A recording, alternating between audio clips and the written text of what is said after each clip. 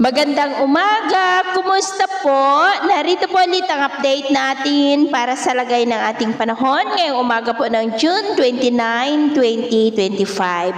Sa ngayon po ay lumalakas na muli ang bugso ng hanging habagat at nakakaapekto na po muli dito sa ating bansa, lalo na po sa western section na patuloy pa rin na hinahatak ng dalawang sama ng panahon na nandyan po sa silangan ng ating bansa. Una na dyan ang LPA na nandito na nga po sa loob ng Philippine Area of Responsibility, about 1,140 km east ng Baggao, Cagayan. At ang isa naman, nasa labas ng ating area of responsibility ay nasa layo po ng 1,510 km east ng Catanduanes. Ang dalawang LPA po nito ay mababa naman ang tsansa ng mga yan na maging bagyo for the next 24 to 48 hours, pero nahahatak na po nila ang habagat. At base po dito sa wind map bago mag-weekend, ay may namamataan dito na posibleng malakas na sirkulasyon dyan sa silangan at kanluran ng Luzon na muli pong magpapalakas ng habagat. At sa atin pong long range forecast, maliban sa muling pamumuo ng mga sama ng panahon, sa paligid ng ating bansa ay wala pa naman pong bagyo na namamataan na tatawid po sa ating kalupaan for the next 5 to 7 days. Pero may nakikita rito na posibleng banta ng isang bagyo sa ikalawang linggo ng susunod na buwan at ang development po niya ng ating babantayan kung matutuloy po o hindi.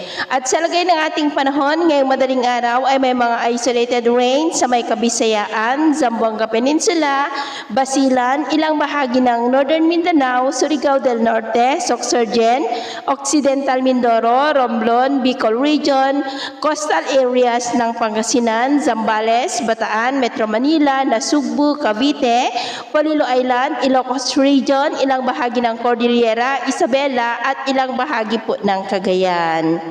At mamaya po ay sisikat naman ang araw sa malaking bahagi ng ating bansa pero may tsansa pa rin ng maulap na kalangitan with isolated rain sa ilang bahagi ng Northern Luzon, Pangasinan, Zambales, Bataan, Bulacan, Pampanga, Metro Manila, Rizal, Nasugbu, ilang bahagi ng Quezon, Bicol Region, Mamburao, Coron, Romblon, Marinduque, Capiz, Iloilo, Negros, Cebu, Bohol, Leyte, Samar Provinces, Surigao del Norte, Northern Mindanao, Zamboanga Peninsula at General Santos.